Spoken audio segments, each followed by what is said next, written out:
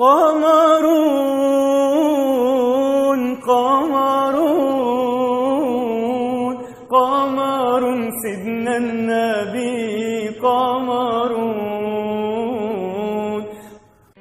Hadirin dimuliakan Allah Subhanahu wa taala, sejenak kita merenung bahwa kita di dunia ini tidak akan lama. Semua manusia yang ada di dunia ini tidak akan bisa bertahan lama di dunia ini. Orang sakit tidak bisa bertahan lama, orang sehat pun juga tidak akan bisa hidup lama. Orang miskin tidak akan bisa berlama-lama di dunia ini. Begitu juga orang-orang kaya juga tidak bisa berlama-lama di dunia ini. Kalaupun orang itu dijadikan oleh Allah orang yang paling kaya di dunia ini, orang yang paling berkuasa di dunia ini kelihatannya, orang yang paling sehat, orang yang paling bahagia, orang yang paling sakti, sudah paling semua, itu pun juga dia tidak akan bisa berlama-lama di dunia ini. Semua akan ditinggalkannya, kerikil satu pun tidak akan dibawa. Maka kalau orang itu mau merenung, mau berpikir, betul-betul bodoh orang-orang yang membanggakan dunia ini. Orang yang bangga dengan dunia ini bodoh. Nah, sebentar saja kemudian ditinggalkan semuanya. Setelah diangkat jadi raja, maka diangkat ke kuburannya. Inilah manusia di dunia ini.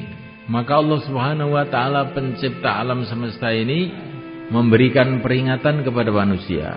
Wala taghurrannakumul hayatud dunya wala yaghurrannakum billahil gharur. Jangan sekali-kali menipu kamu kehidupan dunia ini. Jangan sekali-kali menipu kepada kamu si penipu, yaitu syaitan. Dunia ini menipu, kelihatannya seperti hebat, kelihatannya seperti besar, tapi hakikatnya kosong, nggak ada apa-apanya. Mana raja-raja yang katanya dulu hebat-hebat itu? Mana raja Persia yang katanya kekuasaannya separuh dunia itu? Mana raja Romawi? Mana Brawijaya, raja Majapahit? Mana patihnya yang namanya Gajah Mada? Di mana? Seolah-olah tidak pernah hidup di dunia ini. Mana Bung Karno yang katanya kalau berpidato bisa memukau seluruh orang? Mana dia? Mana Pak Harto? Mana dia? Mana Gus Dur? Di mana dia? Sebentar lagi juga orang-orang akan tanya, kita pun seolah-olah tidak pernah hidup di dunia ini. Berlalu pergi. Orang-orang biasa tidak bisa berlama-lama di dunia ini. Orang-orang yang luar biasa pun juga tidak bisa berlama-lama di dunia ini. Sampai orang-orang suci, para nabi, para rasul alaihimussalatu wassalam pun juga tidak bisa lama di dunia ini. Karena apa? Karena memang manusia diciptakan oleh Allah bukan untuk dunia ini. Masalahnya ini, manusia diciptakan oleh Allah adalah untuk kehidupan akhirat yang selama-lamanya. Sedangkan dunia ini fungsinya adalah untuk ujian. Tabarakalladzi biyadihil mulku wa huwa ala kulli syai'in qadir. Alladzi khalaqal mauta wal hayata liyabluwakum ayyukum ahsanu amala. Wa huwal azizul ghafur. Kehidupan dunia ini Allah jadikan untuk ujian. Allah hendak menguji, ayyukum ahsanu amala, mana yang paling baik di antara kamu amalnya. Tapi kita harus paham, Allah menguji itu bukan karena Allah ingin tahu. Allah sudah tahu segala-galanya. Tetapi Allah itu menguji supaya kita ini loh tahu. Supaya kita tahu siapakah orang yang baik amalnya, siapa yang tidak baik amalnya. Supaya kita tahu siapa yang layak menjadi kekasih-kekasih Allah, masuk dalam surga Allah, dan siapa yang tidak. Dunia ini diberikan untuk menguji kita. Maka Nabiullah Sulaiman alaihissalam diberi oleh Allah kerajaan yang luar biasa.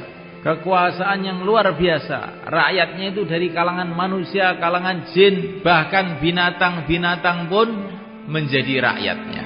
Bagaimana kehebatan kerajaan Nabi Sulaiman. Tapi Nabi Sulaiman paham bahwa ini bukanlah satu kesuksesan, ini ujian. Ada min fadli rabbi liyabluwani aashkuru am akfur. Ini adalah anugerah Tuhanku, karena hendak menguji. Tuhanku hendak menguji, apakah saya syukur, apakah saya kufur. Di orang yang miskin itu juga diuji oleh Allah. Orang yang kaya itu juga diuji oleh Allah. Orang yang sakit itu diuji oleh Allah. Orang yang sehat itu pun diuji oleh Allah. Semua dalam ujian. Siapakah yang lulus?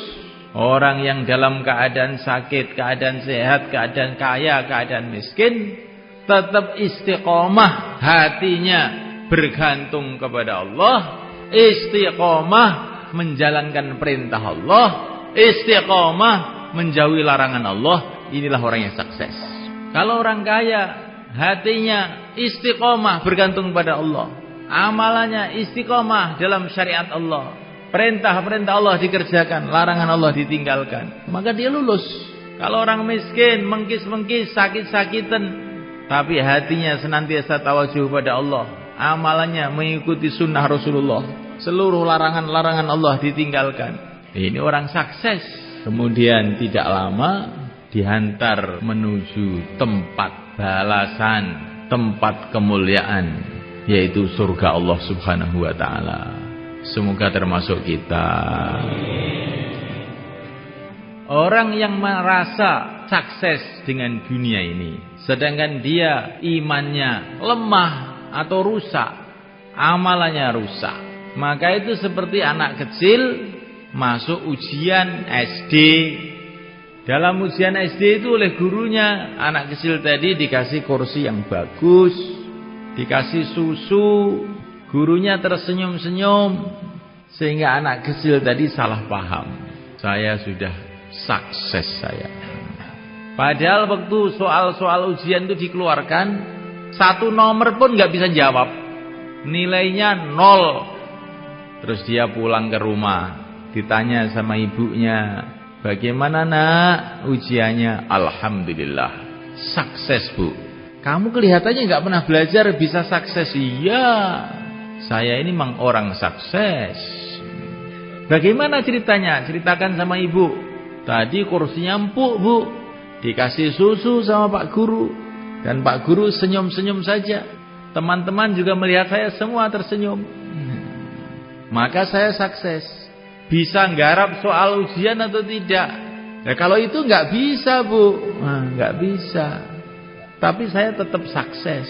Oh, kamu ini betul-betul anak yang tolol. Sudah nggak lulus, nggak ngerti kalau tidak lulus. Itu bukan hanya tidak lulus, tolol kamu ini. Kelihatan ini cerita ini lucu sekali. Sedangkan kebanyakan manusia itu nasibnya di dunia ini seperti itu. Pokoknya kalau sudah rumahnya bagus, mobilnya bagus, ya sudah sukses. Bagaimana Pak kamu? Alhamdulillah sudah sukses. Rumah sudah ada, anak sudah jadi sarjana semuanya, badan sehat, apalagi sudah sukses saya. Sholat apa tidak Pak? Lah kalau itu belum katanya. Nanti aja kalau sudah mau mati sholat. Inilah nasib kebanyakan manusia. Padahal manusia itu dikirim oleh Allah ke dunia ini untuk ujian. Enggak dipikirkan ujiannya lulus atau tidak, yang dipikirkan kursinya empuk atau tidak, makannya enak atau tidak. Padahal dikirim ke dunia untuk ujian, enggak mikir ujiannya. Bagaimana supaya kita lulus ujian itu bagaimana? Ujiannya di dunia ini cuma 2 aja sebetulnya. Dan jawabannya pun sudah dikasih tahu oleh Allah SWT melalui Rasulullah SAW. Tapi anehnya itu malah banyak yang nggak lulus. Apakah ujiannya itu? Pertama kali adalah ujian iman. Jawabannya La ilaha illallah. Yang kedua kali ujian amal. Jawabannya Muhammadur Rasulullah. Ini kalau sudah, ini kok mantep betul ya, sudah lulus masuk surga. Lah mudah aja loh Pak. Kok ya nggak pada bisa tuh, gimana tuh orang-orang itu? Lah iya. Nah, ini maksudnya bukanlah hanya sekedar ucapan. Bagaimana la ilaha illallah itu tertanam dalam hati, merasuk dalam hati, menjadi darah daging kita. Keyakinan yang mantap bahwa yang berkuasa di alam semesta ini hanya Allah.